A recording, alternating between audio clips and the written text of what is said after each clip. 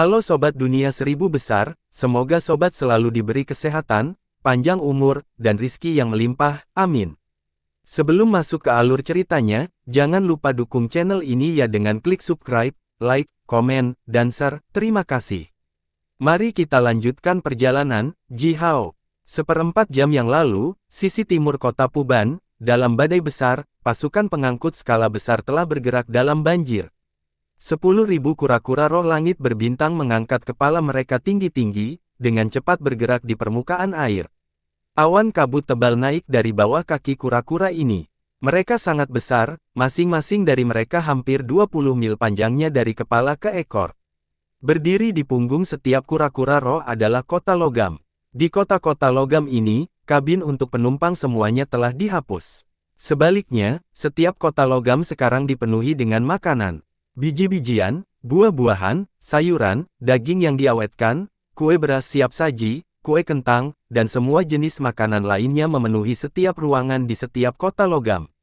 Mengikuti di balik 10.000 kura-kura roh besar itu ada puluhan ribu kota terapung, dibangun dengan kayu gelondongan. Masing-masing kota terapung berbentuk persegi ini memiliki luas sekitar 10 mil persegi, tanpa apa-apa di dalamnya kecuali karung berukuran berbeda, diisi dengan semua jenis makanan. Kota-kota terapung ini tidak bertenaga, diikat dengan puluhan tali seukuran tangki air dan ditarik oleh paus. Masing-masing paus itu panjangnya ratusan meter, dan telah menyemburkan air, bernyanyi dengan suara bernada tinggi yang indah. Paus ini memegang tali di mulut mereka, bergerak melawan ombak kuat dengan kecepatan tertingginya. Hampir 100.000 kota terapung ditarik oleh paus ini, 50 paus untuk setiap kota. 5 juta paus milik keluarga Tusan digunakan kali ini. Pasukan pengangkut sangat besar, membentang sejauh bermil-mil yang tak terhitung jumlahnya, tanpa akhir yang bisa dilihat. Pasukan besar ini merobek tirai hujan, menghancurkan ombak, dan mendekati kota Puban dengan momentum yang tak terlukiskan dan luar biasa. Jika Jihao ada di sini, dia pasti akan memberikan pujian dengan tulus, super kaya.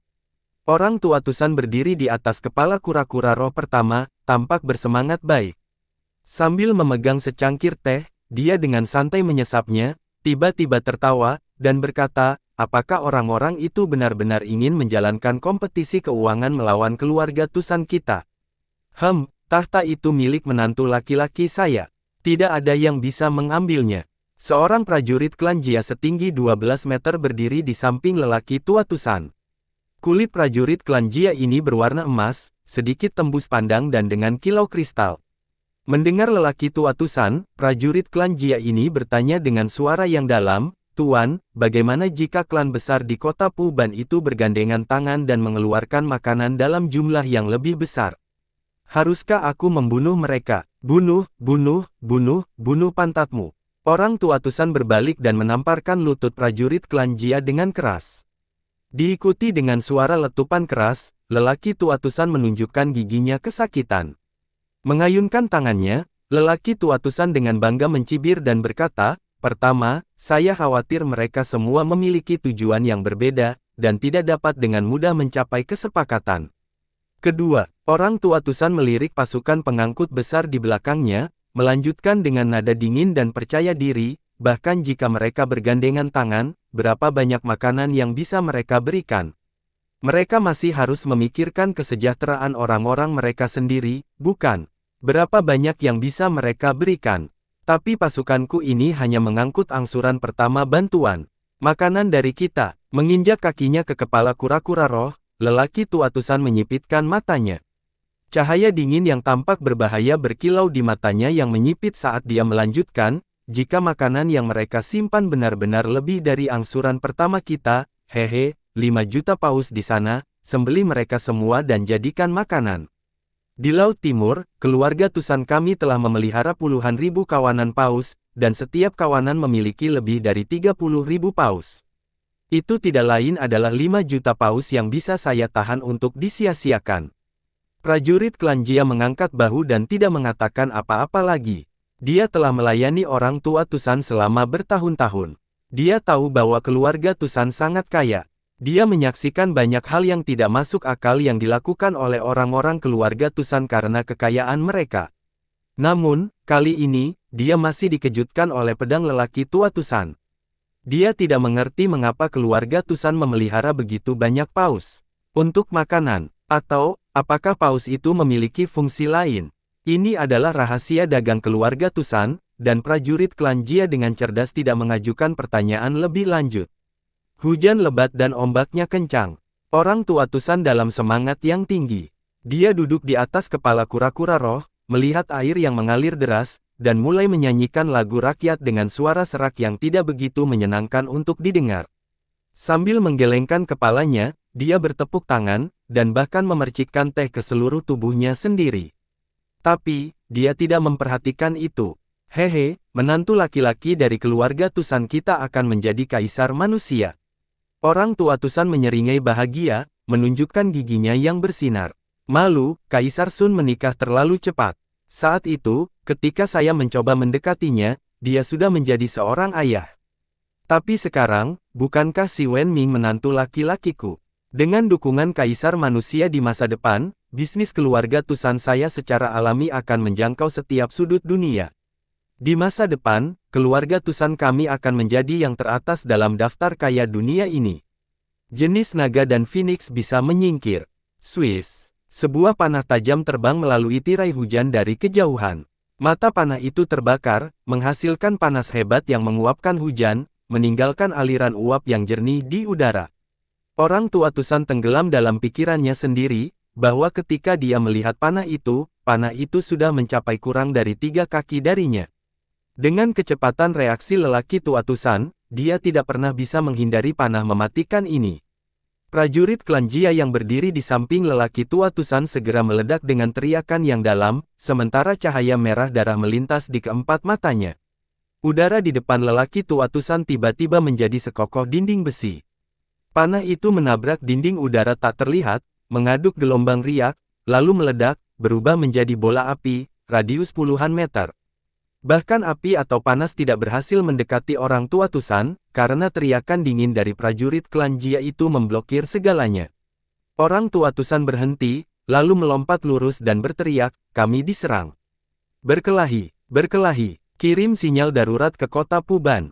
Sial, itu adalah panah matahari terbenam gurun timur. Di kota Puban itu tidak ingin Wen Ming bertanggung jawab atas misi pengendalian banjir. Mereka datang untuk makanan. Orang tua Tusan pintar dan licik. Pada saat dia melihat panah itu, dia menemukan 99% kebenarannya. Dia mengeluarkan jimat ajaib berbentuk segitiga dari lengan bajunya, menggumamkan sesuatu padanya dan menghancurkannya.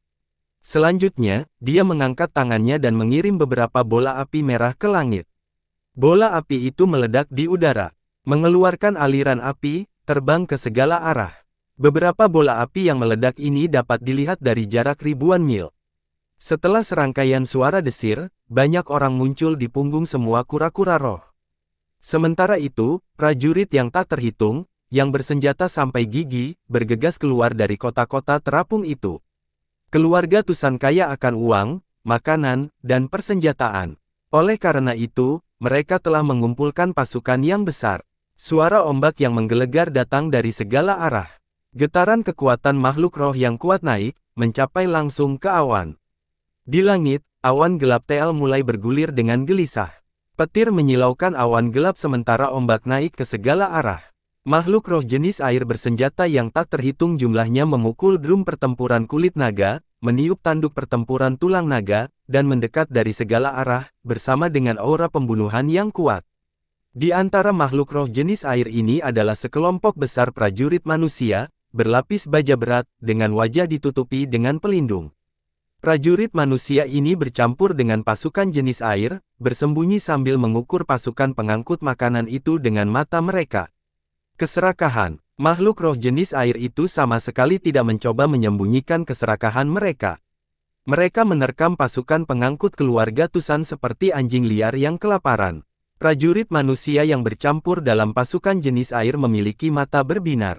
Mereka menyembunyikan tubuh mereka yang kuat dan kokoh di dalam kelompok makhluk jenis air, sambil menjulurkan kepala mereka dan melirik pasukan pengangkut dengan rumit.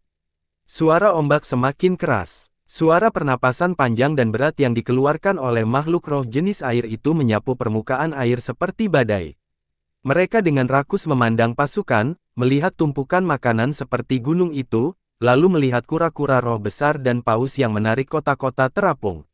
Saudaraku, lakukan, ambil sebanyak yang Anda inginkan. Semua hasil panenmu tidak akan menjadi milik orang lain kecuali dirimu sendiri. Makhluk roh raksasa jenis air mengangkat trisulanya dengan keras dan menggeram. Makhluk jenis air ini tingginya hampir 100 meter, dan memiliki puluhan tentakel yang menggeliat di wajahnya. Ambil semua makanan itu, makan orang-orang itu, makan semuanya. Setengah dari makanan itu milik kita. Seorang pria jangkung dan langsing yang berdiri di sekelompok makhluk roh jenis air berteriak marah. Pria ini mengenakan jubah kulit hitam, yang menutupi seluruh tubuhnya. Jelas, dia tidak ingin mengungkapkan identitasnya. Namun demikian, busur yang dibawa di tangannya dan anak panah yang diikat di pinggangnya, bersama dengan getaran kekuatan khusus yang dia lepaskan, memberitahu semua orang bahwa dia berasal dari gurun timur. Teriakannya terdengar sangat lemah di antara gelombang sorak-sorai gila yang meledak dari makhluk roh jenis air itu. Makhluk roh jenis air itu tidak memperhatikannya. Ratusan makhluk roh raksasa berubah kembali ke bentuk aslinya, mengangkat ombak seperti gunung, dan berbaris menuju pasukan pengangkut. Makhluk roh jenis air yang tak terhitung jumlahnya berdiri di atas ombak, mengikuti di belakang makhluk roh raksasa itu. Mereka sudah merasakan aroma anggur dan daging dari pasukan pengangkut. Tapi tentu saja, dibandingkan dengan makanan yang dikirim oleh pasukan, mereka lebih peduli dengan pasukan itu sendiri. Bagaimana daging kering bisa terasa lebih enak daripada daging manusia segar? Bagi makhluk roh, darah manusia dan daging manusia memiliki nilai gizi yang tinggi, terutama darah dan daging prajurit manusia, kaya akan darah roh yang kuat dan kekuatan hidup. Dengan memakan kaki manusia, peningkatan besar dapat diberikan kepada makhluk roh. Makan semuanya, makan semuanya. Mereka tidak hanya ingin memakan semua makanan yang dikirim oleh pasukan pengangkut keluarga Tusan, mereka juga berniat untuk menelan setiap orang keluarga Tusan terakhir di tempat kejadian. Sekelompok idiot malang, orang tua Tusan berdiri di atas kepala kura-kura dan dengan marah menatap makhluk roh jenis air itu, yang mengenakan pakaian kasar. Dia mendengus dingin, lalu mengayunkan lengannya ke belakang. Ratusan menara dewa klan Yu berukuran berbeda muncul dari pasukan pengangkut. Di dalam setiap menara ilahi, kristal ajaib terbakar dalam boiler kristal ajaib. Tumpukan kristal ajaib seperti gunung segera berubah menjadi energi, melonjak menjadi simbol mantra yang rumit dan kelompok jimat ajaib di setiap menara. Suara berdengung dimulai. Mata tegak yang bersinar dengan indah bersinar di atas setiap menara ilahi, melepaskan aliran besar cahaya warna-warni yang dengan cepat menjalin layar sihir pertahanan yang tebal dan mencolok di udara. Pasukan pengangkut seluruhnya terbungkus. Puluhan makhluk roh raksasa jenis air bergegas terlalu cepat dan tidak berhasil berhenti tepat waktu. Akibatnya, kepala mereka menabrak layar ajaib dan menghasilkan guntur teredam. Ribuan petir seukuran tangki air meledak dari layar ajaib dan menghantam tubuh makhluk roh raksasa ini. Disambar oleh petir, puluhan makhluk roh raksasa menggigil hebat. Mereka menegakkan tubuh mereka dan melolong serak ke arah langit. Guntur gemuruh tidak berhenti. Petir ganas turun dari langit tanpa akhir, mendarat di tubuh makhluk roh raksasa itu seperti pedang tajam yang sangat besar. Mereka meninggalkan tebasan sedalam tulang di tubuh mereka dan menghancurkan kulit dan otot mereka. Kalian idiot harus memahami satu hal. Dengan uang, kamu bahkan bisa menyewa dewa. Pria tua Tusan memegang tangannya di belakang tubuhnya, berdiri di atas kepala kura-kura, dan berkata sambil tersenyum tipis, dengan uang yang cukup, kamu bisa membeli apa saja, seperti menara ilahi dari klan Yu. Meskipun setiap tahun, tidak terlalu banyak menara ilahi yang akan dijual secara diam-diam oleh para master klan Xiu yang gila uang itu, kami telah membeli dari mereka selama bertahun-tahun. Oleh karena itu, keluarga Tusan kami memiliki banyak menara ilahi. Orang tua Tusan tersenyum tenang dan ceroboh, sementara puluhan makhluk roh raksasa hampir mati terbakar. Makhluk roh itu dengan lemah berbalik dan mencoba berlari dengan semua kekuatan mereka yang tersisa. Serangkaian suara berderit datang dari kejauhan. Lebih dari 1000 kura-kura roh tiba-tiba sebagian besar membuka rahang mereka. Berdiri di mulut besar mereka yang seperti gua, adalah ketapel yang memecahkan benteng, berkilau dengan cahaya dingin dan melepaskan getaran kekuatan yang ganas. Sebelum makhluk roh raksasa itu bisa melakukan apapun untuk menghindar, ledakan yang mengguncang bumi bisa terdengar. Semua ketapel ditembakkan hampir bersamaan. Panah setebal tangki air, sepanjang 9 meter ditembakkan. Panah ekstra besar ini seluruhnya terbuat dari kristal ajaib, dan menembus jauh ke dalam tubuh makhluk roh raksasa itu, diikuti oleh hembusan angin yang kuat. Simbol mantra menyilaukan yang tak terhitung jumlahnya berkilau di panah ekstra besar ini, yang kemudian meledak. Bola api guntur dan petir meledak di dalam tubuh makhluk roh itu, menggelegar dengan keras, bahkan merusak telinga orang dengan suara itu. Gelombang benturan yang merusak mendarat di permukaan air dan menghancurkan makhluk roh jenis air yang tak terhitung jumlahnya yang bersembunyi di dalam air. Seketika, darah mewarnai air menjadi merah. Puluhan makhluk roh raksasa tingkat ilahi penyihir berteriak memilukan. Masing-masing dari mereka memiliki setengah dari tubuh mereka yang hancur oleh ledakan, yang secara serius menghabiskan darah. Roh mereka melolong lemah sambil melarikan diri dengan susah payah. Adegan brutal ini menakuti makhluk roh jenis air yang relatif lebih lemah, yang tidak memiliki banyak pengalaman pertempuran. Makhluk roh jenis air ini dibuat untuk bersembunyi di dunia air itu oleh Gonggong. Sejak mereka lahir, mereka telah beristirahat dengan aman dan santai di dunia air itu, dan tidak pernah mengeluarkan darah. Pasukan keluarga Tusan melukai makhluk roh raksasa itu dengan senjata skala besar, dan pemandangan kejam seperti itu melunakkan anggota tubuh makhluk roh jenis air berukuran lebih kecil itu. Mereka tercengang, berdiri di dalam air karena mereka lupa apa yang harus dilakukan. Semenit yang lalu, makhluk roh jenis air ini bengkak karena kesombongan. Tapi sekarang, mereka semua menutup mulut. Namun, prajurit manusia yang bercampur dalam pasukan jenis air bereaksi cukup cepat. Hampir 100.000 prajurit manusia lapis baja dengan cepat berkumpul bersama, menarik busur mereka, dan mengucapkan mantra aneh dengan suara yang dalam secara bersamaan. Dari tubuh mereka, seberkas cahaya panah yang tajam mencapai langit. Melihat ke bawah dari atas, formasi prajurit manusia ini tampak seperti panah terbang. Yang berjubah kulit hitam, yang berteriak keras pada makhluk roh jenis air itu sebelumnya, menarik busurnya terbuka dan menggeram bergema. Mengikuti suaranya, cahaya panah yang dilepaskan dari hampir 100.000 prajurit manusia berubah menjadi aliran cahaya yang menyilaukan, tanpa henti bergabung ke dalam busurnya. Formasi panah gurun timur, sudut mata lelaki tua Tusan berkedut karena marah. Kalian, untuk kekuasaan, untuk keuntungan, apakah kamu akan membiarkan orang-orang di kota Puban itu mati? Teriak lelaki tua Tusan dengan marah. Untuk tahta, apa masalahnya membiarkan beberapa orang rendah mati? Pria berjubah kulit itu tertawa dingin saat dia mengendurkan jari-jarinya dan melepaskan panah. Dari sekitar 50 mil jauhnya, seberkas cahaya panah sepanjang 3.000 meter memecahkan ruang dan secara akurat menembus layar sihir pertahanan yang dibuat oleh menara ilahi, tepat di depan lelaki tua Tusan. Retakan ruang hitam tertinggal di langit. Pop, layar ajaib ditembus oleh cahaya panah. Cahaya panah melintas di udara dan mencapai wajah lelaki tua Tusan. Setelah menerima pesan lelaki tua Tusan, Ji Hao melesat keluar dari kota Puban yang pertama. Jembatan emas berubah menjadi seberkas cahaya keemasan, berkedip di langit. Namun, sebelum Ji Hao mencapai ketinggian 10.000 meter, gunung es menabrak lurus ke bawah, memaksanya untuk berhenti.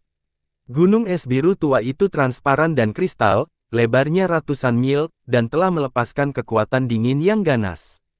Gunung es turun ke arah kepala Ji Hao, dan aliran udara kuat yang dihasilkannya bahkan membuat Ji Hao menutup matanya. Mendengus dingin, Ji Hao meninju gunung es. Giliran kelima dari metode kultivasi dengan 9 putaran diaktifkan. Kekuatan kuat seperti naga meledak dari tubuhnya. Seiring dengan sedikit suara berderit tulang, Ji Hao tumbuh setinggi 3 kaki. Dia mengerahkan semua kekuatan melalui lengannya, yang membengkak dan berubah setebal pinggang orang normal. Pukulan berat yang dihasilkan oleh kekuatan fisik murni mendarat di gunung es dan menyebabkan ledakan yang menghancurkan langit. Beberapa jeritan datang dari kejauhan, sementara gunung es runtuh, berubah menjadi kristal es halus, menghilang di udara. Hujan es mulai jatuh dari langit di atas kota Puban. Gunung es itu hancur, dan kekuatan dingin kuat yang terkandung di dalamnya dilepaskan, menyebar, tetesan hujan beku di udara. Itu mengubah tetesan hujan menjadi hujan es seukuran kepalan tangan, yang turun dengan deras.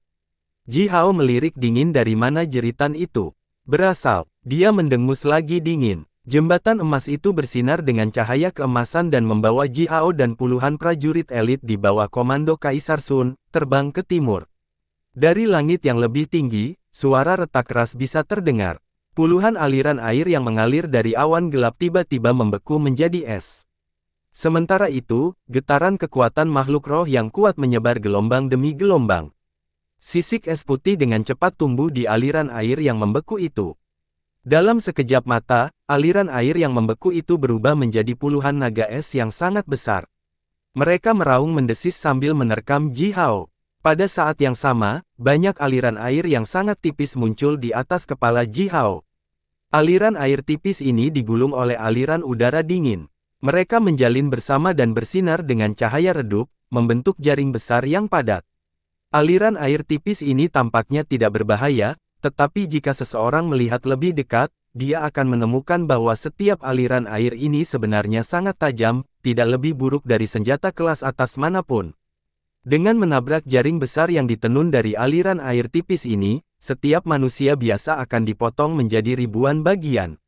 Mengesankan, Ji Hao menyeringai dingin. Membuka mulutnya, dia mengeluarkan pedang ilahi Taiji. Sama seperti sebelumnya, pedang itu berubah menjadi aliran hitam dan putih yang melingkar, berputar seperti bor, langsung menembus semua naga es. Aliran udara yang kuat namun samar-samar terlihat dilepaskan dari pedang, dengan simbol mantra yang tak terhitung jumlahnya berkilauan samar-samar di dalamnya. Tiba-tiba, semua naga es yang terkena pedang mulai terbakar.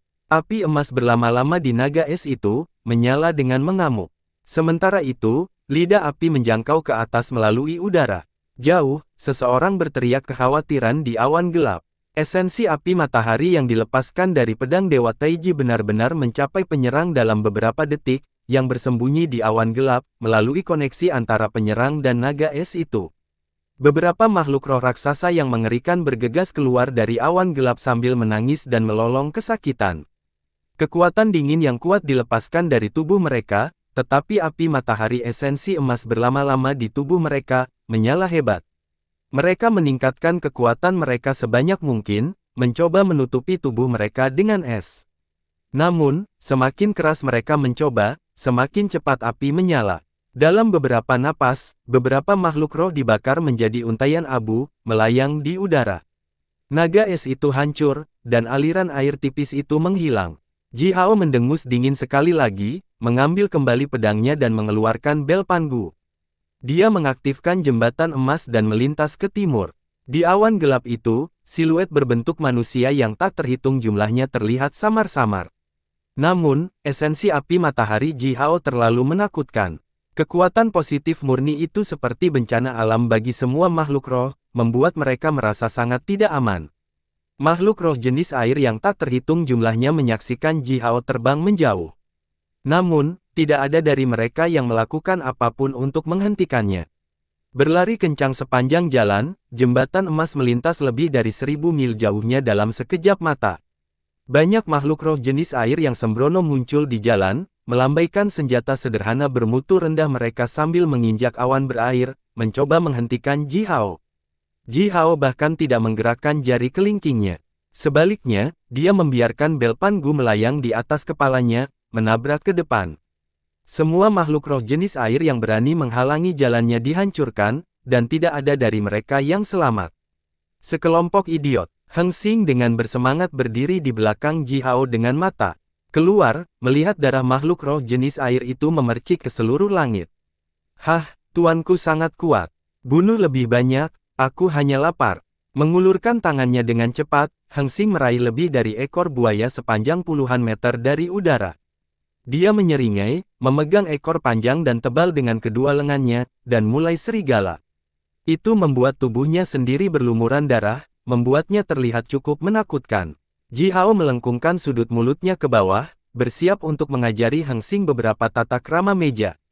Tapi tiba-tiba, lebih dari 1000 rantai perak setebal lengan dibor keluar dari awan gelap di depan, meraung.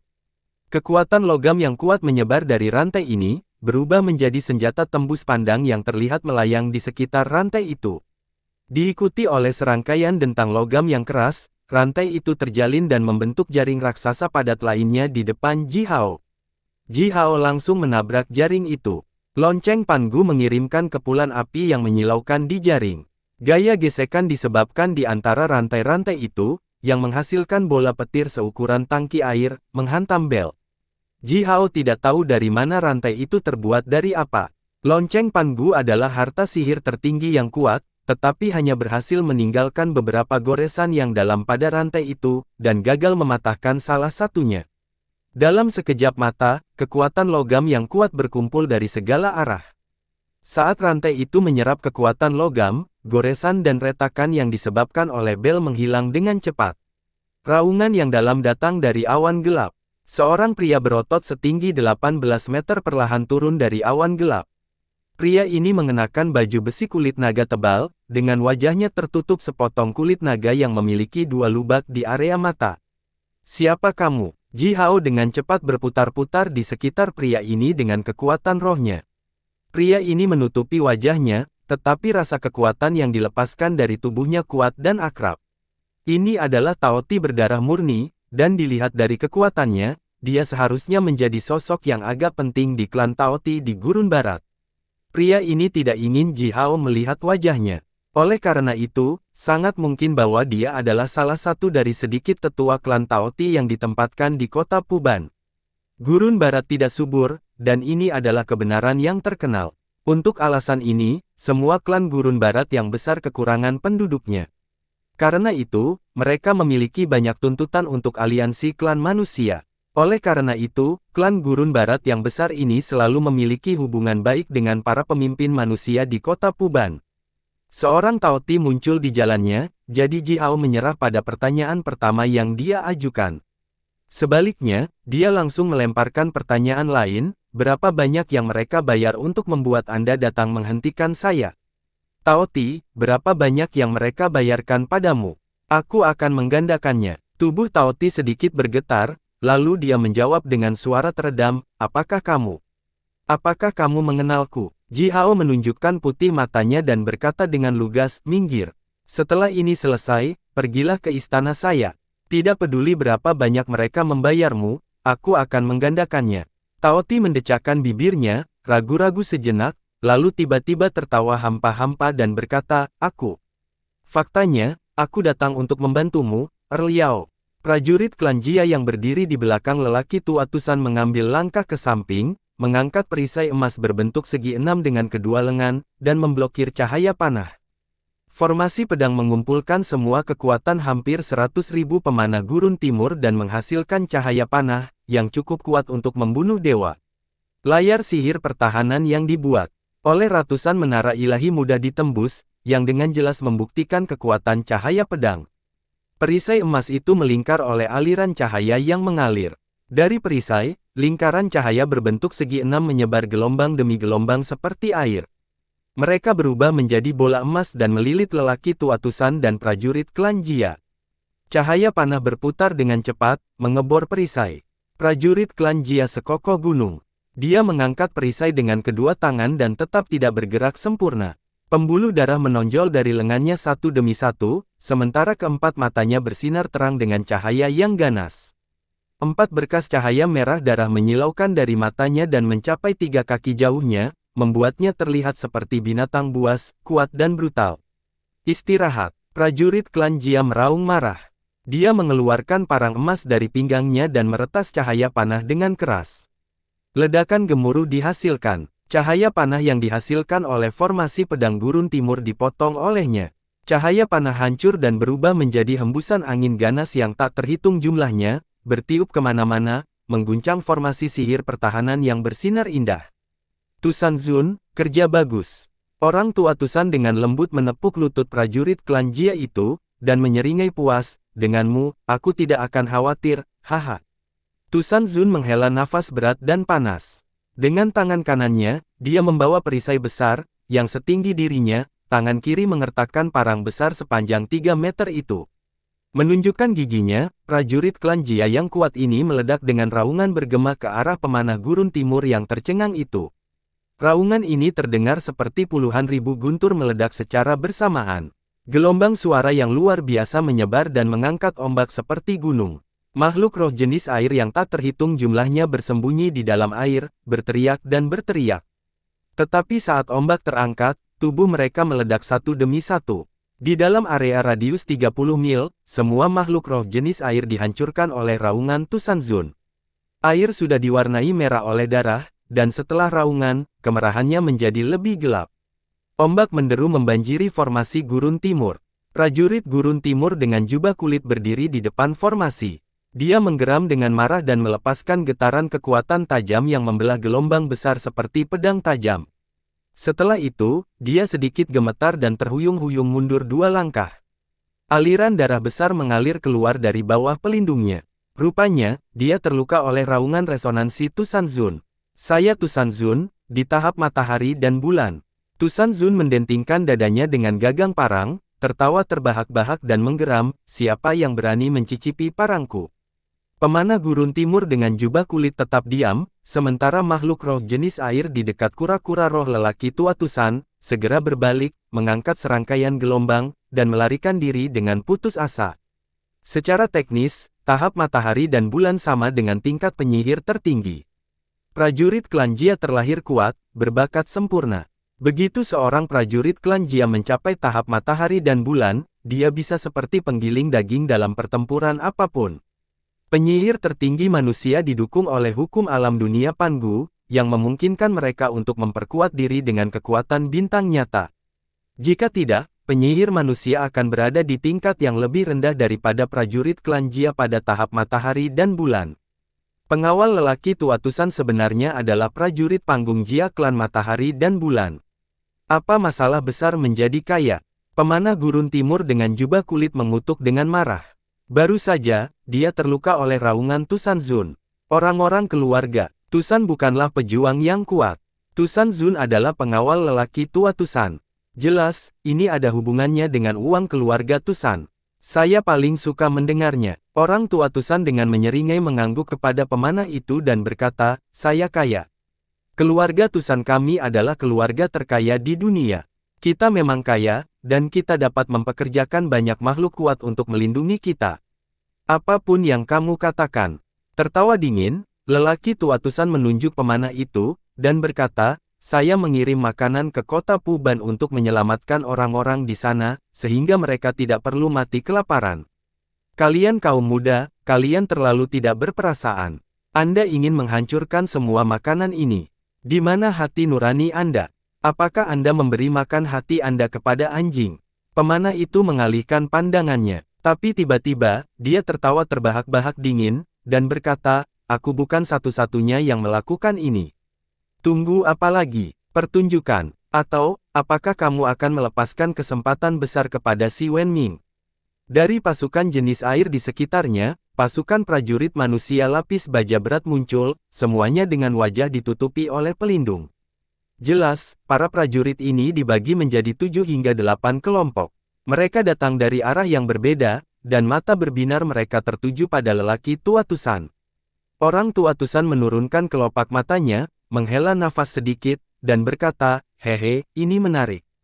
Jika saya menangkap Anda semua hidup-hidup dan mengirim Anda kembali ke kota Puban, apakah orang-orang di belakang Anda masih cukup tidak tahu malu untuk hidup? Seorang prajurit yang kuat memegang kapak besar yang dipegang di tangannya, dan berkata dengan suara yang dalam, oleh karena itu, orang tua, kami tidak bisa membiarkanmu pergi ke kota Puban hidup-hidup. Selama kami memotongmu berkeping-keping di sini, dan membunuh setiap orang di bawah komandomu, siapa yang tahu apa yang terjadi di tempat ini? Saat berbicara, getaran kekuatan yang kuat dilepaskan dari tubuhnya. Kabut tebal berwarna kuning yang berputar naik dari balik awan gelap seperti naga kuning, menyelam langsung dari langit. Dari kabut kuning, Hou Tu mengulurkan tubuh bagian atasnya, lalu melemparkan pukulan ke arah lelaki tua Tusan, tanpa mengucapkan sepatah kata pun. Tusan Zun meraung marah dan mengangkat perisai dengan tangan kirinya, melindungi lelaki tua Tusan di bawahnya. Tinju Hou Tu menghancurkan jimat sihir pertahanan yang dibuat oleh menara ilahi dan mendarat dengan keras di perisai. Tubuh Tusan Zun tiba-tiba tenggelam, saat kekuatan yang sangat kuat menembus tubuhnya. Diikuti oleh ledakan yang menggelegar, kura-kura roh yang ditunggangi lelaki tua Tusan dan Tusan Zun berteriak melengking. Selanjutnya, kepalanya yang besar meledak. Kekuatan kuat yang masuk melalui tubuh Tusan Zun meledakkan kepala kura-kura itu. Orang tua Tusan melintas di udara seperti sambaran petir. Ketika ledakan terjadi, dia sudah pindah ke area tengah pasukan pengangkut. Puluhan prajurit elit lapis baja berat segera mengelilinginya. Orang tua Tusan memandang Tusan Zun dan berteriak dengan kasar, "Zun, bertarung dengan kekuatan penuh. Jangan khawatirkan aku." Tusan Zun mengangguk berat. Memegang di tangan kanannya, parang itu secara ajaib berkilau dan mengiris dada Houtu, meninggalkan aliran cahaya pedang yang menyilaukan berbentuk busur. Houtu tidak berhasil menghindar. Separuh besar dadanya dipotong oleh Tusan Zun, saat aliran besar darah lengket emas menyembur keluar dari tubuhnya. Houtu meraung kesakitan. Awan kuning tebal besar yang menggelinding turun dari langit membungkus Tusan Zun dan dirinya sendiri. Bersama, pemanah gurun timur itu berteriak keras. Saya tidak percaya bahwa lelaki tua ini memiliki dua penjaga penyihir tertinggi. Mari kita lakukan bersama. Potong lelaki tua ini. Kalau begitu kita bisa membagi makanan secara merata.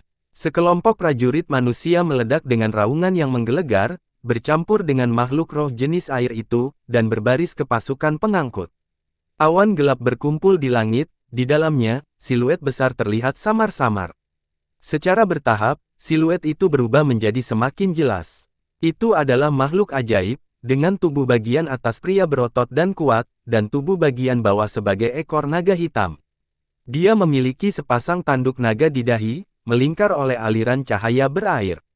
Pria ini menundukkan kepalanya, melirik pasukan pengangkut, lalu dengan lembut melambaikan tangannya. Aksi ombaknya yang melahap langit, menghantam pasukan pengangkut dengan cara yang tak terbendung. Houtu, saya Gonggong. Aku di sini untuk membantumu. Taosa adalah nama tetua klan Taoti itu, dan agak tidak tahu malu. Sebagai Taoti berdarah murni, Taosa memegang posisi yang sangat penting di klannya. Dia adalah totem klannya. Lebih penting lagi, dia adalah tetua inti yang benar-benar kuat dari klan besar itu. Berdiri di jembatan emas, Taosa meletakkan tangannya di pinggulnya dan bergumam dengan suara teredam, "Erliao, kamu tidak bisa berbohong padaku. Mereka menjanjikan saya makanan dalam jumlah besar. Apakah Anda benar-benar akan menggandakannya?" "Hehe, kami adalah klan Taoti. Kami tidak akan tertipu." Melirik Taosa ke samping, Ji Hao menjawab dengan tidak sabar, "Tentu saja aku akan menggandakannya. Bahkan jika wilayah Gunung Yao saya tidak mampu membelinya, kami memiliki keluarga Tusan di pihak kami. Apakah Anda takut keluarga Tusan tidak punya cukup makanan?" Taosa memiringkan kepalanya dan merenung sejenak. Dia sepertinya berpikir kata-kata Ji Hao masuk akal, saat dia menghela napas panjang lega, dan tertawa bahagia, "Ini masuk akal. Hehe, si Wen Ming, anak itu, dia adalah menantu lelaki tua Tusan." Sambil mendecakkan lidahnya, Taosa melanjutkan, aku terlalu cemas. Saya pasti kehilangan akal sehat saat itu. Mengapa saya menerima tawaran mereka? Aku seharusnya langsung pergi ke si Wen Ming." Menggerakkan lidahnya sekali lagi, Taosa mengeluarkan rantai perak seukuran ibu jari, yang bersinar dengan cahaya dingin yang tajam. Dia dengan lembut membelai rantai itu, tampak cukup sedih. Getaran kekuatan yang dilepaskan dari rantai sangat tajam, sehingga Ji Hao merasa seperti ditusuk jarum bahkan dari kejauhan. Rantai ini adalah senjata yang sangat ganas sehingga orang biasa tidak akan pernah bisa mendekatinya, karena mereka pasti akan hancur berkeping-keping oleh getaran kekuatannya. "Ini adalah..." Ji Hao bertanya dengan rasa ingin tahu. "Gigi Taoti." Taoca melingkarkan rantai panjang itu di tangan kirinya dan menanggapi dengan suaranya yang teredam, "Harta terbesar dari klan Taoti kita. Itu adalah rantai buatan alami, dan gigi generasi nenek moyang Taoti kita dicabut oleh keturunan mereka setelah mereka meninggal, meleleh dan bergabung dengannya. Ini adalah harta sihir pradunia." Taosa dengan cemberut menyentuh beberapa goresan kecil pada rantai, seolah-olah dia menderita sakit hati. Kemudian, dia memandang Ji Hao dari ujung kepala sampai ujung kaki, berkata, "Dari mana kamu mendapatkan loncengmu yang berdarah itu? Kita telah mewarisi ingatan leluhur kita melalui garis keturunan kita, tetapi kita tidak memiliki kesan tentang lonceng itu." Gigi Taoti hanya menabraknya beberapa kali. Bagaimana bisa tergores seperti sepotong besi? Ji Hao terkekeh, tidak ingin menjawab pertanyaan ini. Sebaliknya, dia bertanya lugas, siapa yang mempekerjakanmu untuk menghentikanku? Tao Ti mengedipkan matanya, tertawa hampa, menamparkan dadanya dan berkata, Liao, Anda menggandakan jumlah makanan untuk klan Tao Ti kami, dan saya sangat menghargai Anda. Jadi, saya akan berjuang untuk Anda. Tapi, untuk orang yang mempekerjakan saya sebelumnya, saya benar-benar tidak bisa memberitahu Anda namanya. Saya sudah kehilangan setengah dari wajah lama saya ini. Saya tidak tahan kehilangan semuanya, bukan. Saya melakukannya bukan untuk siapapun kecuali anak-anak di klan saya. Hehe, jika tidak. Sambil menggelengkan kepalanya, Tao Sa menunjuk ke kota Puban dan melanjutkan dengan dingin, aku bukan satu-satunya. Banyak orang masih menunggu di luar sana. Aku di sini untuk menghentikanmu, sementara beberapa orang lain pergi ke pasukan Si Wenming. Wajah Ji Hao menjadi gelap. Bukankah orang-orang itu terlalu jauh? Dia tidak bisa menahan diri untuk tidak berteriak marah, apa yang mereka inginkan. Apakah mereka benar-benar akan mencabik-cabik umat manusia, membuat semua manusia kehilangan tempat tinggal, dan menjadi budak jenis air? Tao Sa tetap diam beberapa saat, lalu menghela nafas berat, dan berkata, saya tidak tahu apa yang mereka inginkan. Gurun Barat kita miskin. Kami tidak pernah memiliki terlalu banyak makanan yang disimpan di klan kami. Jika kita tidak melakukan apapun yang kita bisa untuk mendapatkan makanan kembali segera, saya khawatir anak-anak itu semua akan mati kelaparan. Merentangkan tangannya, Tao Ca berkata dengan hambar, orang-orang sekarat. Umat manusia berantakan. Hehe, apapun itu, isi perut kita dan bertahan hidup, bukankah ini yang paling penting? Ji Hao tetap diam, meningkatkan kekuatan jembatan emas, dan meningkatkan kecepatan terbang. Tao Ca dan yang lainnya datang untuk menghentikan Ji Hao, kata-kata mereka mungkin tidak menyenangkan untuk didengar, tetapi mereka mengatakan yang sebenarnya. Western Wastelen memiliki kekuatan logam terkaya di dunia. Karena kepadatan tenaga logam yang tinggi, tanah di sana hampir tidak dapat menanam tanaman. Oleh karena itu, Western Wastelen telah miskin sejak biasa. Meskipun sumber daya mineral kaya, makanannya sangat sedikit. Pada dasarnya, tidak ada keluarga yang bisa memiliki makanan untuk besok. Di hari-hari damai, klan Gurun Barat yang kuat seperti klan Tao Ti, klan Zhou, klan Kekacauan, dapat menjual sumber daya mineral ke klan dari Midland dan 3 gurun lainnya, untuk berdagang makanan dan kebutuhan sehari-hari. Tetapi banjir datang begitu tiba-tiba sehingga tidak ada waktu bagi umat manusia untuk mempersiapkan apapun. Bahkan makanan yang disimpan di kota Puban tidak lagi cukup, belum lagi klan Gurun Barat itu. Seperti yang dikatakan Tao Sa, jika mereka tidak bisa membawa kembali makanan sesegera mungkin, orang-orang Gurun Barat itu akan benar-benar mati kelaparan.